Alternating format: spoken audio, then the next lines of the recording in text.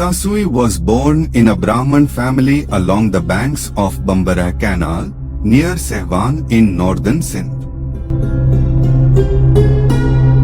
Her parents had an astrologer read her future, as was tradition in Brahmin families. The astrologer predicted Sasui would marry a Muslim, which was unacceptable to her father. He put the baby Sasui in a wooden box and sent her down the Sindhu river, now the river Indus, which flows from the mountains in northern Pakistan through Punjab and ends at the Arabian Sea in Sindh.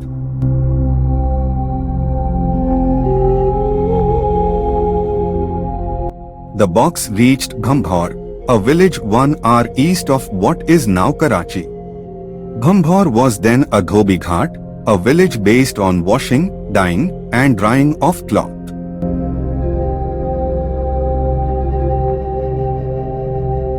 The village people found the box and brought it their chief, Muhammad Khatti, who adopted the baby and named her Sasui.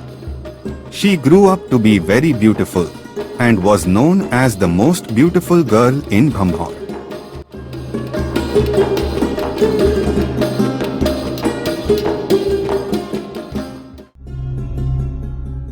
Bambrah sat along the trade route through Tatta. News of Sasui's beauty reached Punhoon, the prince of Kech Makran, a desert area of the Balochistan coast west of Sindh. He went to Bambrah under the guise of a trader, and when he and Sasui saw each other, they fell in love. He stayed in Bambrah, working as a dhobi. Although Sasui's father did not initially approve of the match, the two eventually got married. Meanwhile, Punhoon's brothers tried to dissuade him and take him back home to Kech Makran. Their persuasion did not work, so they intoxicated Punhoon until he passed out while Sasui was asleep, and then carried him away.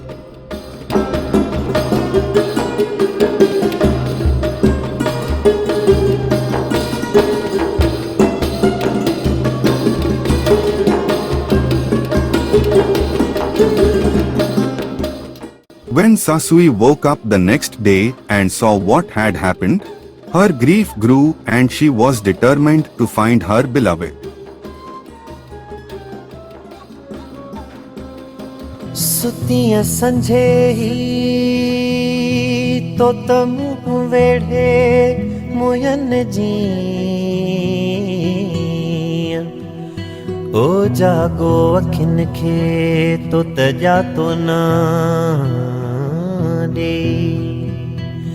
O jago akhin khe to taja to na de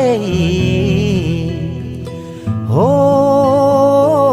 hatha to kai ala thi kacho ke chan khe chavi. Historian Richard Burton provides a translation of some of the verses of the Shah Jo Risalo in his book Sindh and the races that inhabit the valley of the Indus.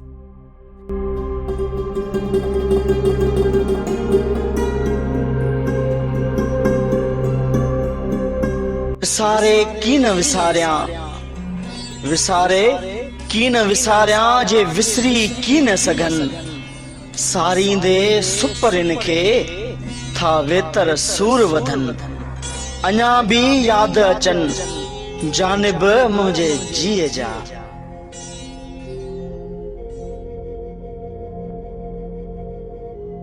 Here is the moment when Sasui wakes to discover Punhoon missing, after his brothers have kidnapped him. At dawn Sasui looks round, but her lover is not on the couch beside her.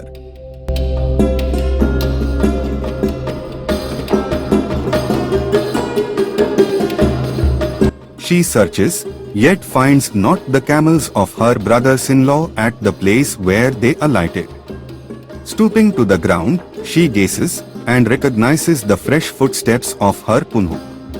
Then she weeps tears of blood, as if sprinkling the hills, over which her husband was traveling. Crying, "Alas! Alas!" she scatters the red gulal, dupatta, over her head. Wandering in search of her love, she reached the Pub mountain in Balochistan and fell to the ground.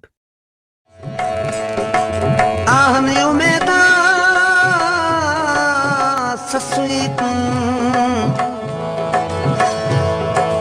के चदी मलका थी सा जदू परनी सा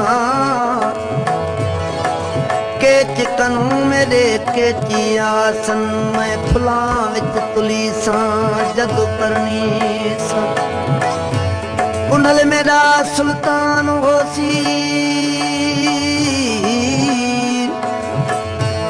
पुनल मेरा सुल्तान होसी मैं one भी तखते बासा जदू करनी सा गुलाम फरीदा ना ही खबर तती को बन थल दे विच दफनी सा जदू। She managed to reach Mehbur Canal, and a spring miraculously came out of the ground.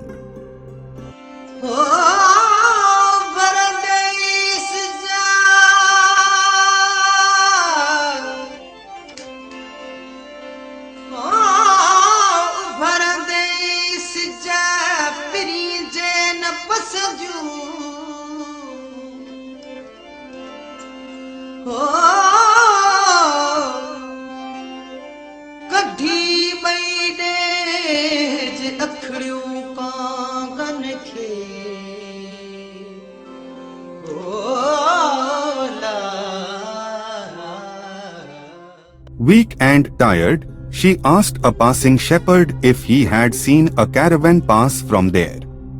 The shepherd saw her beauty and that she was alone, and tried making advances on her, so she ran and prayed for help. A hill broke into two and she took refuge in it, but a piece of her clothing got stuck on a rock. The shepherd returned and was shocked to see this miracle.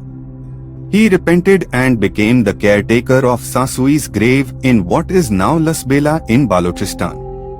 In Kech Makran, Punhoon became restless and melancholic while his health became poor. His father finally agreed to let him go with his brothers and find Sasui. As they reached Mehbur Canal, he saw the fresh grave and assumed it must be of a saint. The shepherd related its story to him, and realizing that it must be the grave of an ardent lover, Punhoon prayed that he would also be able to reunite with his beloved.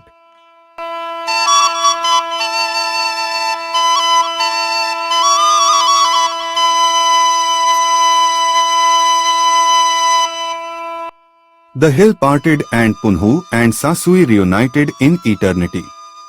Burton translates this moment as, "Separation is now removed, and the friends have met to part no more. The souls of those true lovers are steeped in bliss, and the rose is at last restored to the rose bed."